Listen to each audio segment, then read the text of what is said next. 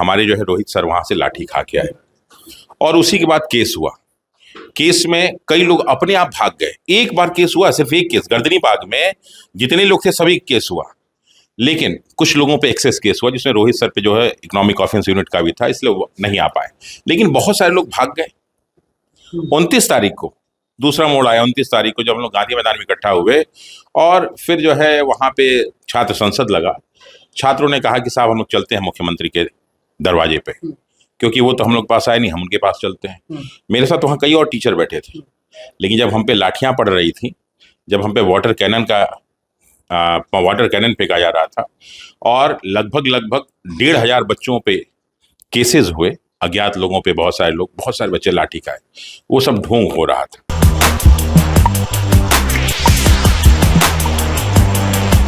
नमस्कार, मैं हूं निकुल तिवारी और आप वॉइस आप देख रहे। देखिए, 17वीं बीपीएससी का जो आंदोलन हुआ था वो आप अच्छे से जानते हैं कि आंदोलन से पहले हम इसी जगह बैठे थे और यही वो व्यक्ति थे जो हर चीज बोले थे। रवांशु सर हमारे साथ मौजूद हैं और आप अच्छे से जानते हैं कि आंदोलन में क्या क्या हुआ, क्या क्या नहीं हुआ। आपसे पूछते हैं सर कि ढोंग किए, कैसा लगा? ऐसा ही प्रश्न पूछा गया था मंगल पांडे से जब 1857 क्रांति में वो फांसी पे लटकने जा रहे थे। बहुत सारे लोगों ने पूछा था कि ये ढोंग है कि क्या है। तो फिर वीर सावरकर ने लिखा, वीडी सावरकर ने, कि साहब ये प्रथम स्वतंत्रता संघर्ष था। वहीं अंग्रेजों के दलाल जो सरकारी इतिहासकार, उन्होंने इसको कुछ षड्यंत्र लिखा। ऐसा आज भी हो रहा है। जो अंग्रेज तो चले गए, लेकिन काले अंग्रेज आज भी हैं। तो इन काले अंग्रेजों के दलाल इसको ढोंग और षड्यंत्र कर रहे हैं। और वहीं वीर सावरकर जैसे लोग कह रहे हैं कि सर आपका ये प्रयास सराहनीय है और ऐसे प्रयास हर साल होने चाहिए, हर बार होना चाहिए। जब जब पेपर में इस तरह की समस्या आएंगी तो बहुत सारे मंगल पांडे चढ़ेंगे। हो सकता है 1857 में मंगल पांडे हो, तो हो सकता है सन 2025 में रवांशु सर हो। लेकिन तो लाठी जो अभ्यर्थी खाए वो भी झूठ है, आप जेल गए वो भी झूठ है। सब लोग सपना देख रहे हैं, तो उठेंगे कब? देखिए, क्योंकि जब सब झूठ है, हमारा लाइफ भी झूठ है, राहुल गांधी आई ये भी झूठ है। देखिए, दरअसल क्या है ना कि ये हम लोग का आंदोलन 18 को शुरू हुआ और 25 को एक मोड़ आया जिसमें रोहित सर को चोट लगी। उसके बाद भी उस व्यक्ति के साहस में कोई कमी नहीं आई। वो हंसते हुए वहां से आया और उसके बहुत सारे लोग साहस में आए और मैंने उनको अपनी गोद में उठा लिया और उन्होंने यही सेंटेंस कहा था कि सर हम लोग अपना काम कराए। माने हम लोग बीपीएससी के सामने, जबकि 25 दिसंबर को सबको मालूम है बड़ा दिन है, छुट्टी होता है बीपीएससी का, सबको मालूम है सड़कें खाली होती हैं, फिर भी पुलिस ने गलत आरोप लगाए। क्यों ऐसा क्यों हुआ था? क्योंकि 24 को सोनू ने आत्महत्या की थी।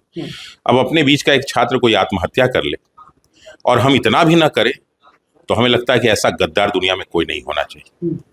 और वो काम हमारे जो है रोहित सर वहां से लाठी खा के आए और उसी के बाद केस हुआ। केस में कई लोग अपने आप भाग गए। एक बार केस हुआ, सिर्फ एक केस, गर्दनी बाग में जितने लोग थे सभी केस हुआ, लेकिन कुछ लोगों पे एक्सेस केस हुआ जिसमें रोहित सर पे जो है इकोनॉमिक ऑफेंस यूनिट का भी था, इसलिए वो नहीं आ पाए। लेकिन बहुत सारे लोग भाग गए। 29 तारीख को दूसरा मोड़ आया। 29 तारीख को जब हम लोग गांधी मैदान में इकट्ठा हुए और फिर जो है वहां पे छात्र संसद लगा। छात्रों ने कहा कि साहब हम लोग चलते हैं मुख्यमंत्री के दरवाजे पे, क्योंकि वो तो हम लोग पास आए नहीं, हम उनके पास चलते हैं।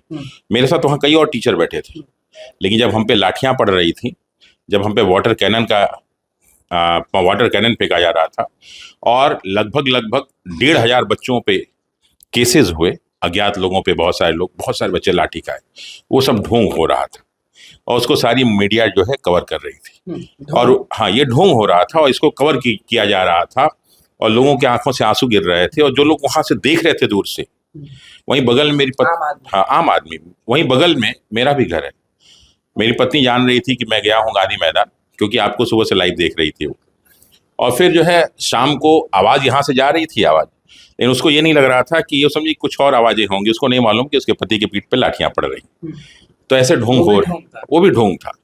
बहुत सारे लोग बिहार से, पटना से अलग हट के रो रहे थे, वो भी ढोंग था।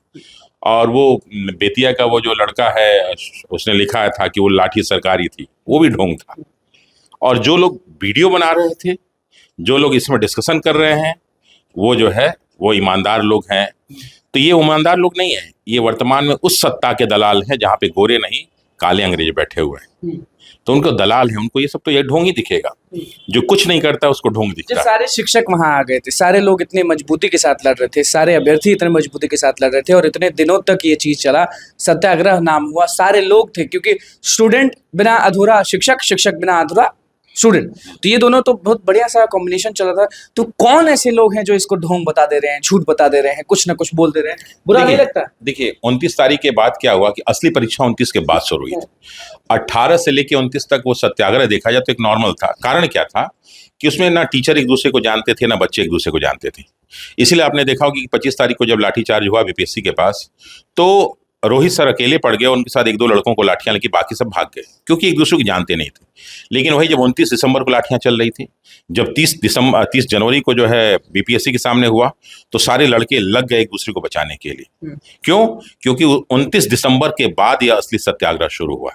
29 दिसंबर तक ये सत्याग्रह भीड़ थी, लेकिन एकजुटता नहीं थी। 29 दिसंबर से क्या हुआ कि सब एक दूसरे को पहचानने लगे, और असली लड़ाई तो 29 दिसंबर से शुरू हुई जब सब पे केस हुआ, और अब देखना था कि वो कौन साहसी, वो कौन हिम्मती है जो आके गर्दनी बाग में बैठेगा। और उसी दिन ये निर्धारित हो गया कि सत्याग्रह आज से शुरू होगा। और जब एक दो लोग, सब पे लीगल एप्लीकेशन सब पे लगा था, सेम केस था, जो हमारे पे केस था सब पे सेम केस था, बल्कि हमारे पे दो केस था। लेकिन हम आके बैठे, सैकड़ों छात्र आके बैठे जिन पे ऑलरेडी केस था, जो थाने से गए थे आके बैठे, लेकिन बहुत सारे लोग गायब हो गए।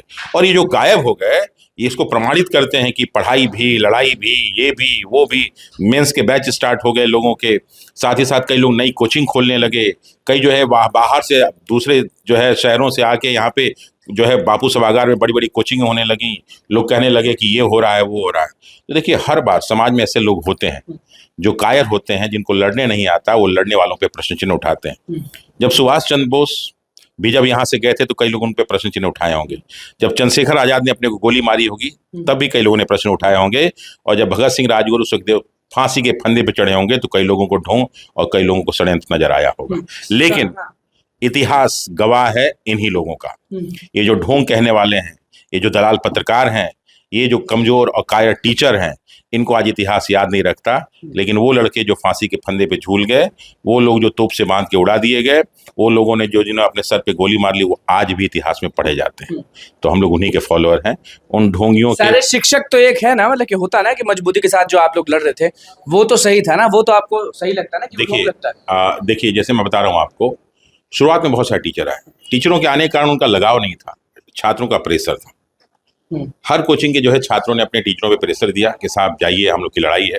तो बहुत सारे टीचर आए, लेकिन जब सब पे केस हुआ तो फिर उन लोग का जो है आत्मविश्वास डगमगा गया। फिर भी कुछ लोग आए और उसके बाद कुछ लोग, जैसे क्या है, मैं एक बात बताऊंगा, रहमान सर के बारे में बहुत सारे लोग बहुत सारे प्रश्न उठाते हैं। देखिए, मैं उनसे एक ऐसा मैसेज दीजिए सर, मैं भी ये चाहता हूँ कि एक ऐसा मैसेज रमाशु सर के द्वारा दिया जाए ताकि लोग में ना प्यार बना रहे, पॉजिटिविटी बना रहे, ताकि सही चीज हो। क्योंकि कुछ भी अगर आप बोलते हैं तो वो लोग सीरियस ले लेंगे, फिर कुछ भी। तो एक मैं चाहता हूँ कि एक अच्छा मैसेज जाए जिसमें एकता हो, जिसमें हर चीज हो, ताकि सब पॉजिटिव रहे। देखिए, अगर कोई हमारे सत्याग्रह को ढोंग कहेगा, अगर हमारे सत्याग्रह को कोई षड्यंत्र कहेगा, अगर हमारे सत्याग्रह कोई सोची समझी रणनीति जो है रणनीति कूटनीति कहेगा, तो ऐसे लोगों को मैं हमेशा गद्दारों की श्रेणी में रखूंगा। चाहे कोई, अगर शिक्षा को, देखिए हम ये कह रहे हैं कि अगर कोई भी व्यक्ति कहता है, चाहे वो देश का प्रधानमंत्री हो, चाहे देश का राष्ट्रपति हो, चाहे राज्य का राज्यपाल हो, चाहे पुलिस अधिकारी हो, चाहे बीपीएससी के अधिकारी हो, कोई भी कहेगा, तो मैं उसको स्पष्ट रूप से कहूंगा कि सत्याग्रही और सत्याग्रह आपके बस की बात नहीं है। रहमान सर के बारे में कुछ बोल? रहमान सर के बारे में कहूंगा कि उनपे भी केस हुआ, उनको भी लीगल नोटिस आई, लेकिन जब जब बच्चों ने बुलाया वो पहुंचे। इसलिए मैं उनका सम्मान करता हूं। और साहसी हिम्मती हैं, बोलने में नहीं डरते हैं। जब 28 तारीख को रिजल्ट आने वाला था, जजमेंट आने वाला था, कौन पहुंचा? हम लोग उधर से रोते हुए आ रहे थे क्योंकि हम लोग हार गए थे, और हार नहीं गए थे, हाराए गए थे। और जब मैं आके बैठा तो रहमान सर आके हमारे कंधे पे हाथ रखे। मैंने संकोच के मारे उनसे बात नहीं किया, लेकिन हाथ तो रखे। बाकी और लोग आ नहीं सकते थे, क्या उनको फांसी की सजा हो जाती? अरे ठीक है, हम लोग 3 महीने 102 दिन लड़े, नहीं जीते, कम से कम लड़ाई तो लड़े। और रहमान सर आए, कंधे पे हाथ रखे।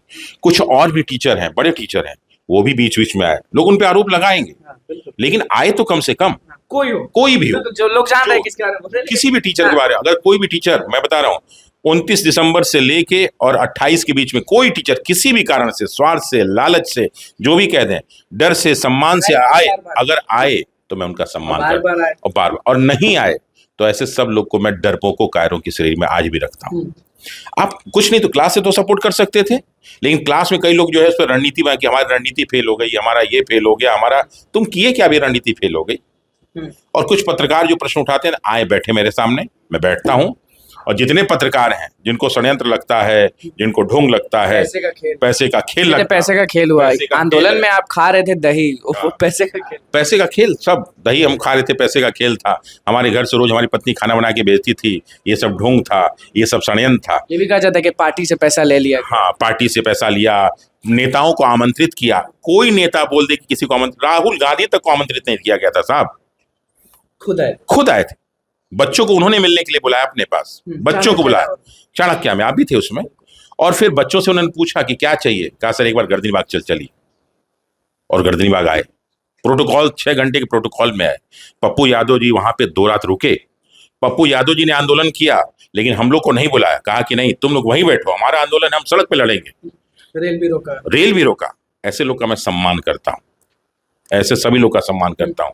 तो जो लोग इस आंदोलन में शामिल नहीं हुए, जिन्होंने सपोर्ट नहीं किया, जो दूर से देख के वीडियो बना रहे थे, जो दूर से देख के जो है इसकी कहानी रात में रुके नहीं, रात में तो रुकने की हिम्मत साहस चाहिए, त्याग चाहिए ना।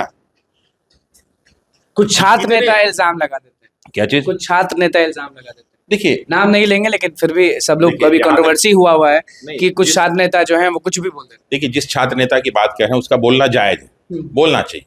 बोलना जायज क्यों है? कि उसको लगा कि 3 महीने के इस आंदोलन में मैं शामिल नहीं हो पाया, दोबारा आ सकता था। किसकी बेइज्जती नहीं हुई इस आंदोलन में? बहुत सारे लोग, मैं आपको बता दूं कि जब पहली बार आरजेडी के बड़े बड़े नेता आए थे, ठीक है, उनके खिलाफ बोला गया, ठीक है। मुझे याद है डॉक्टर आलोक आए थे, वो महुआ वाले विधायक सुमन वो आए थे।